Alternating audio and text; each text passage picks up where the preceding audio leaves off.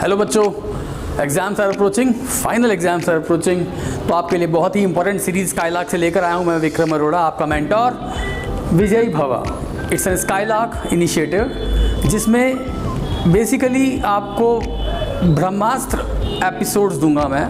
हर episode में आपको कुछ गुरु मंत्र देने वाला हूँ, बहुत अच्छे, वेदर इट इज़ इंग्लिश और इट इज़ मैथ्स। तो आज बेसिकली क्लास 9th और 10th स्टूडेंट्स के लिए पहला ब्रह्मास्त्र लेकर आया हूँ सरफेस एरिया वॉल्यूम से। जितने मर्जी डिफ़िकल्ट क्वेश्चंस कर लो आप।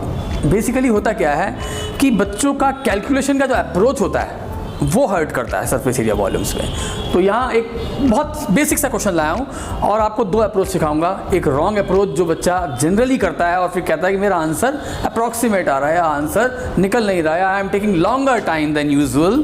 तो इस क्वेश्चन से काफ़ी हेल्प मिलने वाली है। आप रॉन्ग अप्रोच देखना, फिर बाद में राइट अप्रोच देखना, and you will differentiate between the two, and then I hope उसके बाद आप सरफेस एरिया वॉल्यूम्स में गलती नहीं करोगे। सो solid right circular cone of diameter 14 centimetre and height 8 centimetre. Solid की बात कर रहे हैं तो I have got a solid right circular cone of diameter 14 centimetre. तो जाहिर सी बात है, एक तो वेरिएबल्स का थोड़ा ध्यान रखें। जैसे क्या होता है, रेडियस को सब बच्चे आर बोलते हैं। अब भाई दो फिगर हैं तो इनके कम से कम वेरिएबल्स को आप कैपिटल आर स्मॉल आर से अलग अलग करें। तो कैपिटल आर और कैपिटल एच मैंने इस सॉलिड कोन का, ये मेटल से भरा हुआ है राइट।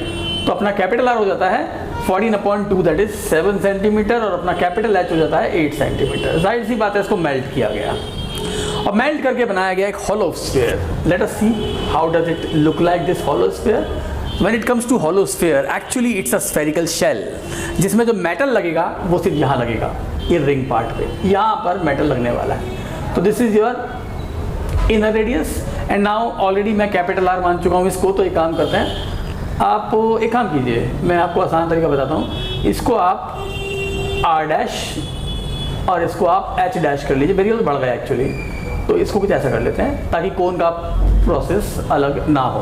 तो R dash and H dash are the radius and height of cone respectively, और small R and capital R be the what. चाहो तो इसे एच डैश नहीं तो एच कर दो, क्योंकि यहाँ पे एच की रिक्वायरमेंट नहीं है। तो small H is the height of cone, R dash is the radius of cone, capital R is the external radius of sphere, small r is the internal radius of the sphere.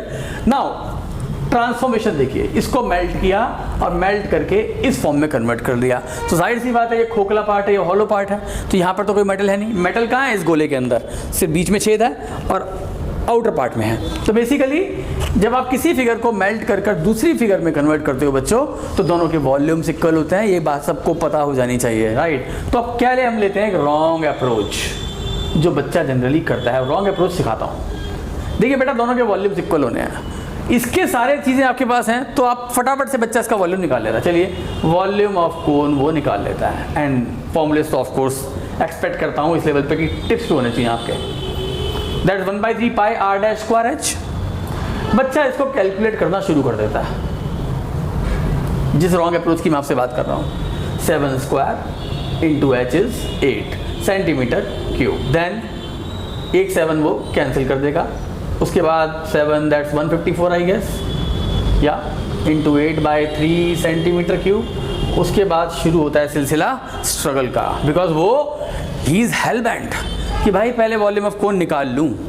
Of course दोनों को equal रखना है, लेकिन वो volume of कोन के पीछे पड़ जाता है।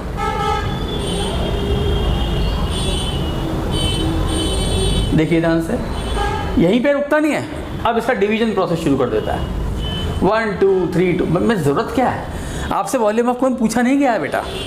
इस तरह की डिवीजन, इस तरह की मल्टीप्लिकेशन फाइनल कैलकुलेशन में करनी है, याद रखो इस अप्रोच को। लेकिन ये रॉन्ग अप्रोच है। देखिए 3 4 12, कहीं ना कहीं वो कैलकुलेशन को बढ़ा रहा है, टाइम लगा रहा है और अप्रॉक्सीमेट आंसर निकालेगा, गलत भी निकाल सकता है। गलती, ही tends to make mistake.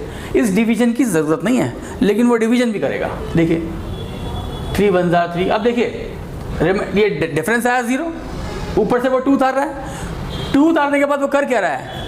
Like decimal लगाई दे रहा है, 0 लगाई दे रहा है। 3 6 18। देखिए शुरुआत हो चुकी है गलती की। 3 6 18 2 0। आप देख पा रहे हैं 1232 को 3 से डिवाइड कर वो 41.66 अप्रॉक्सीमेट पे ला रहा है, और ये डिवीजन भी गलत है। It's a wrong approach. ये डिवीजन भी गलत है। तो क्या करेगा वो, इस वॉल्यूम को यहाँ जो निकलेगा वॉल्यूम उसके इक्वल रखेगा, कैलकुलेशन कर नहीं पाएगा, फंसेगा, बिकॉज वो खुद रॉन्ग अप्रोच पे चल रहा था। अब मैं आपको बताता हूँ राइट अप्रोच। समझ में आ गया? फाइनल कैलकुलेशन जो होती है इस तरह की, वो फाइनल आंसर की होती है। वॉल्यूम ऑफ कोन मेरा आंसर नहीं था, मेरा आंसर था आपको निकालना था इंटरनल डायमीटर आर का वैल्यू, जबकि आपको इनफैक्ट रेडियस आ जाएगा तो डायमीटर भी आ ही जाएगा। आपको एक्सटर्नल डायमीटर दिया हुआ था, दैट इज 2r। कितना दिया हुआ था स्फीयर का? 10। तो कैपिटल आर का वैल्यू था मेरे पास और निकालना क्या था मुझे? स्मॉल आर का वैल्यू। फाइनल आंसर तो मेरा आर है ना भाई। आप इस वॉल्यूम के पीछे क्यों पड़े हो? इसको जैसा है वैसा रहने दो। मैं तो पाई का वैल्यू रखने के फेवर में भी नहीं हूँ। तो मैं क्या करने वाला हूँ, ध्यान दीजिए। राइट अप्रोच सिखाता हूँ आपको, this was the wrong approach. Okay, हाँ तो बच्चों रॉन्ग अप्रोच देख ली, अब सिखाता हूँ आपको मैं राइट अप्रोच। बेसिकली कहा यह गया था, इस कोन को मेल्ट कर कर एक स्फेरिकल शेल यानी कि एक हॉलो स्फीयर बनाना था, और आपको रिक्वायरमेंट था इस हॉलो स्फीयर का एक्सटर्नल रेडियस पता है 5 सेंटीमीटर, इंटरनल रेडियस निकालना था। ऑब्वियसली एक चीज़ को मेल्ट कर कर दूसरे में कन्वर्ट करते हो तो दोनों के वॉल्यूम इक्वल होंगे। डन। बच्चे ने वॉल्यूम ऑफ कोन निकाल डाला।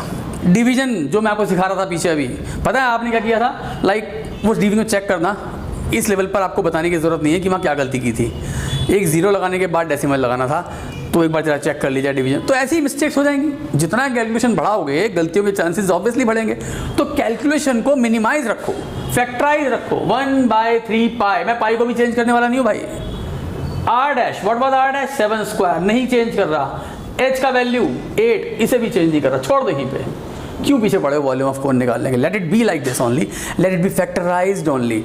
तो इसको ऐसे ही छोड़ दे हैं, आ जाओ दूसरे वॉल्यूम पर, that is volume of spherical shell, that is hollow sphere. जाहिर सी बात है ये खोखला पार्ट है, तो बड़े वाले स्फीयर में से छोटे वाले स्फीयर, खोखले वाले स्फीयर का वॉल्यूम माइनस करो, you will get the metal. यहाँ लगा हुआ है मेटल, ये कौन सा मेटल है जो कोन को मेल्ट करने पर आया था? तो volume of hollow sphere will be 4/3 pi capital R cube minus 4/3 pi small R cube. Factorisation में डील करो बॉस, फैक्टराइजेशन में रखोगे आराम से फैक्टर्स कटेंगे पानी की तरह।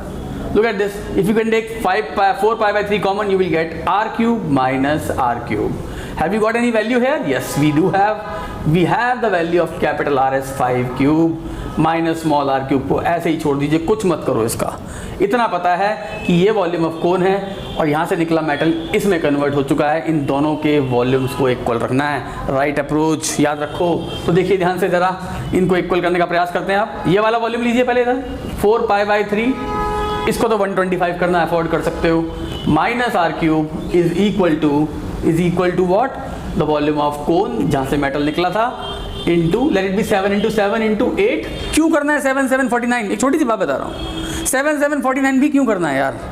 मतलब आप फैक्टराइज फॉर्म में रखो चीज़ों को और आराम से कैंसिल होंगी। लुक एट दिस नाउ, ये 3 डिनोमिनेटर में है कैंसिल, ये पाई न्यूमिनेटर में है कैंसिल, इस 4 को आप इधर ले जाइए। 125 minus R cube is equal to 7 × 7 × 8, और ये 4 आया डिनोमिनेटर में। 4 2s are 8, 49 2s are 14 7s are 98 I guess. Check कर लेना, थोड़े मेरे पहाड़े ऐसे वीक हैं। 125 minus R cube is equal to 98, that gives you R cube is equal to 125 minus 98, and मुझे लगता है ये या 27। देखिए बच्चों, 3 क्यूब, आर का वैल्यू 3 सेंटीमीटर, डायमीटर कितना आ गया आपका? आपका डायमीटर आ गया 6 centimetre, and that was internal diameter of sphere. That's your answer. Sir देखिए, जब बच्चे को बहुत सारी डिवीजन, बहुत सारी मल्टीप्लिकेशन आ सकती है, करना पड़ सकता है, लेकिन अब स्टार्टिंग में अगर आप उलझ जाओगे उसमें तो सरफेस एरिया वॉल्यूम में फंसोगे। ये है मेरा ब्रह्मास्त्र 1।